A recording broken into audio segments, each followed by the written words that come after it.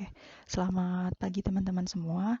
Di sini saya Elita Kurniasari akan mencoba memaparkan rancangan pembelajaran yang di sini saya buat.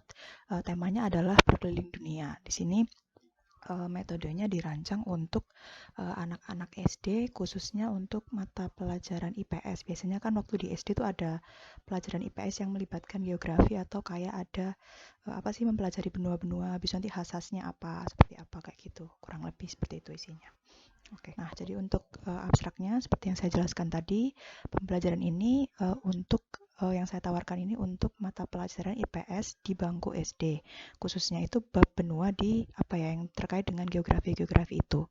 Nah, terkadang kan pembelajaran ini itu jarang melibatkan siswa secara langsung. Waktu pengalaman saya sendiri dulu saat SD, mungkin udah lama juga ya, tahun 2004 2005-an waktu saya kelas 4 SD, itu dulu saya benar-benar mengalami pembelajaran itu saya hanya mendengarkan guru saya. Mungkin sesekali ada kuis kayak gitu, tapi jarang melibatkan dengan peer teman-teman sebaya saya juga jarang. Jadi biasanya itu memang pembelajarannya masih satu arah. Mungkin efektif di beberapa pembelajaran, cuman untuk ini saya mau mencoba menawarkan supaya nanti output yang diharapkan itu teman-teman ini dapat atau siswa-siswa ini dapat memperoleh uh, pengertian yang lebih mudah diingat lagi gitu oleh mereka. Nah, di sini akan ditawarkan opsi learning and play seperti itu. Jadi ini berdasarkan teorinya Crawford tahun 1980. Bukan teorinya mengacu pada penjelasannya dari Vygotsky kayak gitu. Nah, untuk latar belakangnya di sini sama seperti tadi, mungkin pelajaran geografi atau ilmu pengetahuan sosial di sekolah dasar umumnya jarang melibatkan langsung para siswanya. Jadi seperti pembelajaran itu nanti takutnya membosankan, apalagi di tahapan-tahapan itu kan biasanya sih anak-anak itu akan lebih mudah jika melibatkan praktek langsung kayak gitu untuk beberapa hal. Oke, apalagi itu kan ini guru. Nanti guru itu kan biasanya juga memberikan materi, cerita atau penjelasan mengenai hal tertentu, jadi jarang melibatkan langsung mahasiswanya.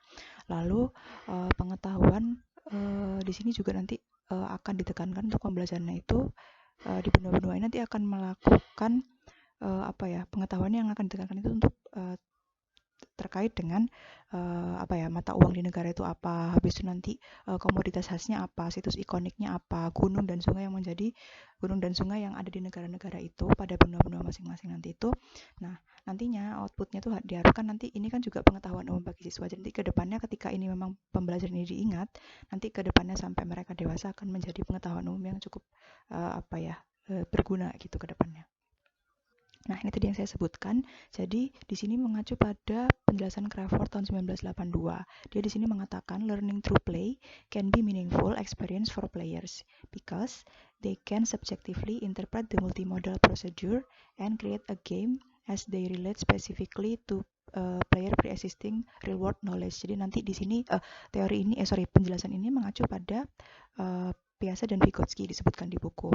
Nah, di sini tuh jadi nanti ketika memang para siswa ini bermain atau melakukan permainan, jadi nanti mereka punya pre-existing pengetahuan sebelumnya yang akan membantu mereka untuk lebih mudah untuk mencerna puzzle-puzzle atau penjelasan-penjelasan baru yang akan didapatkan dari permainan ini. Nah, permainan sendiri seperti apa? Nah, rancangan pembelajarannya dulu. Jadi ini kan tadi dikatakan untuk siswa SD. Jadi yang saya tekankan di sini memang adanya interaksi dari peer itu tadi. Nah, seperti yang dijelaskan di taksonomi Bloom di buku Fink tahun 2013, itu kan ada beberapa aspek ya. Salah satunya itu juga ada aspek human dimension, di mana di situ ada dimensi terhadap tentang diri sendiri dan others. Mungkin di sini jadi peran dari peer di sini saat permainan itu akan memiliki efek untuk pengetahuan itu supaya lebih mendalam lagi seperti itu. Nah, di sini untuk topiknya ini kan untuk mempelajari benua-benua tadi ya. Habis itu metodenya menggunakan papan permainan yang akan saya jelaskan setelah ini. Nah, tujuannya itu di sini mampu membuat supaya siswa itu mampu membedakan karakteristik dari benua-benua itu seperti apa, orang-orangnya mungkin seperti apa, terus habis itu kayak iklimnya, daratannya, terus komoditasnya, budayanya kurang lebih seperti apa. Nah, nanti juga akan melibatkan aspek teknologi di mana akan ada melibatkan satu web khusus untuk permainan, habis itu juga ada pemutaran video dari guru seperti itu. Nah, dengan melibatkan aspek-aspek ini tadi, ada teknologi, ada motorik, sosial, dan kognitif, diharapkan pembelajaran dapat lebih mudah dipahami oleh siswa. Nah, di sini dia rencana pembelajarannya. Di sini kan tadi saya bilang menggunakan papan permainan. Di sini saya mengambil ide dari permainan monopoli, cuman agak dibedakan sedikit. Jadi kalau di sini permainannya itu kurang lebih petaknya sama, ada 40. Nanti akan diisi dengan tema dari masing-masing negara, masing-masing benua. Jadi masing-masing kotak ini, misalnya di sini adalah monopoli untuk benua Asia. Jadi nanti masing-masing kotak ini akan diisi oleh negara-negara yang berada di benua Asia kayak gitu. Nah, nantinya di sini yang akan menjadi pemain apa ya? Di sini kan biasanya kita pakai apa nih? Ada bebek, anjing, penguin. Nanti di sini karena papannya akan menggunakan ukuran 1 kali 1, bukan 1 kali 1 ya, dimensinya itu besar, jadi nanti akan berukuran 9 meter persegi, di mana masing-masing kotak ini berukuran 30 kali 30 cm. Jadi nanti kalau di total kelilingnya itu ada 12, jadi 12 meter persegi, jadi masing-masing itu 3 meter, 3 meter, 3 meter, 3 meter. Nantinya tidak akan ada penggunaan uang di sini, namun tetap ada penggunaan kartu-kartu untuk menambah yang berisikan intinya tuh pengetahuan terkait negara-negara itu seperti apa. Nah, ini rencana permainannya. Nanti ada berisi 40 kotak seperti yang saya jelaskan, terdapat 28 negara.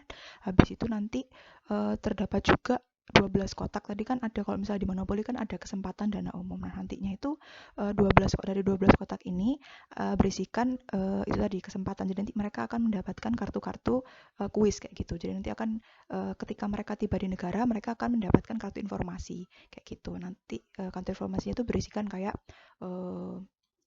komoditasnya apa, ibu kotanya apa, mata uangnya apa, habis itu kayak yang khas dari negara itu, atau kayak apa sih bangunan khas, misalnya kayak di Roma ada Menara Colosseum seperti itu. Nah, nantinya di kartu kesempatan ini mereka akan ditebaki oleh teman yang lain. Misalnya tadi setelah menerima informasi itu, ini komoditas khasnya misalnya dari negara Italia tadi itu apa kayak gitu. Nah, nanti pemain ini akan asumsinya di sini satu kelas ada 40 siswa.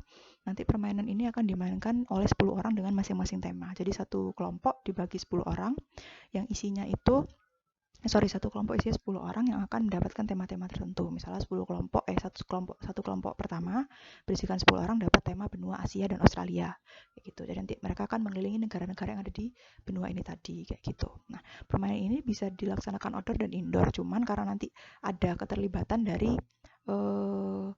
teknologi juga, misalnya di kelas mungkin bisa pakai bantuan komputer, namun ketika dimainkan outdoor akan membutuhkan tablet atau HP. Mungkin lebih baik tablet karena nanti akan disaksikan oleh teman-teman dari kelompok itu dan disajikan oleh guru yang nanti akan ada di tengah-tengah dari papan permainan. Sama ini tadi seperti yang saya jelaskan, jadi tidak akan ada pembelian rumah, habis itu uang itu tidak akan ada, namun siswa di sini tetap menggunakan dadu untuk berjalan. Jadi kayak berapa langkah dadunya menunjukkan angka 3, mereka akan jalan 3 langkah, jalan ke negara mana, seperti itu. Nah, setelah mereka mengunjungi negara, mengunjungi negara tersebut, selain mendapatkan kartu yang berisikan informasi, mereka juga akan mendapatkan souvenir permainan yang berisikan kartu juga. Jadi kayak misalnya kalau di Rusia itu kan ada yang boneka yang saya lupa namanya, boneka yang agak tumpuk-tumpuk itu, jadi kayak nanti mereka dapat kartu berisikan itu. Jadi kayak berisikan tentang apa ya, salah satu budaya juga yang akan menjadi oleh-oleh gitu setelah mereka jalan dari negara itu. Nah, nanti ketentuannya siapa yang menang itu ketika siswa nanti siapa yang duluan masuk ke garis finish. Nah, ini tadi untuk kartu informasinya kurang lebih berisikan seperti ini. Jadi ibu kota negaranya apa, mata uangnya apa, komoditasnya apa, terus tempat ikoniknya seperti apa. Nah, nanti ketika masuk masing-masing negara, guru juga akan menampilkan video singkat terkait negara itu. Jadi kayak misalnya nih ke Australia, nanti mungkin ada Australia nih suku khasnya adalah ini kayak gitu. Terus nanti ada gambaran terkait benuanya seperti apa. Habis itu nanti ada juga terkait yaitu di budayanya, habis itu ada hewan khasnya, mungkin ada koala dan lain-lain. Jadi nanti mereka mendapatkan informasi yang cukup apa ya? Tidak seperti biasa mereka dapatkan di kelas. Jadi mereka dapat ada visualnya, ada dari video itu visual, dan auditornya juga dapat. Nah, di sini juga nanti yang saya tekankan adalah adanya interaksi tadi, kayak gitu. Jadi dari masing-masing anak diharapkan dengan permainan ini, dengan interaksi dengan teman-temannya, mereka akan memiliki pengetahuan yang lebih mendalam lagi kayak gitu. Jadi nanti ada memori-memori yang dibuat berdasarkan dengan pengetahuan mereka, interaksi dengan temannya, informasi yang didapat. Jadi nanti diharapkan pengetahuan itu lebih personal lagi yang bisa mereka dapatkan kayak gitu. Seperti ini contohnya, nanti mungkin temannya akan menanyakan nih dari kartu komoditas Asia negara Brazil apa, setelah mereka mendapatkan video terkait negara tersebut kayak gitu. Nah, ini tadi kalau misalnya dimainkan outdoor mungkin akan lebih menarik juga ya, karena nanti situasi pembelajaran tidak hanya di kelas kayak gitu. Jadi jika pelaksanaan permainan ini dilaksanakan outdoor, maka pembelajaran ini situasinya tidak akan semonoton itu. Terus pengetahuan juga yang didapatkan dari pengalaman permainan ini tuh pengetahuan yang apa ya, tidak seperti biasanya lah, kasarannya itu tidak monoton dari penjelasan satu pihak saja, karena di sini melibatkan juga proses kognitifnya juga tadi sekaligus ada pemberian kuis atau kayak pertanyaan dari kartu kesempatan yang diberikan oleh temannya tadi itu seperti apa. Nah,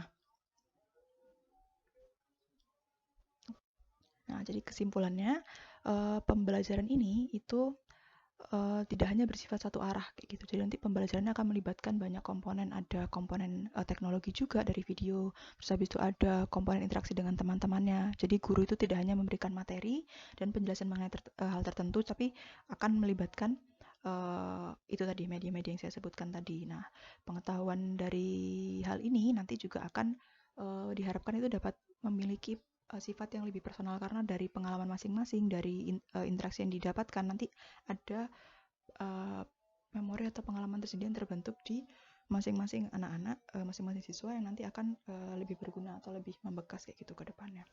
Oke, untuk ini berikut referensi saya sebutkan yang saya gunakan pada uh, pembelajaran yang saya tawarkan ini.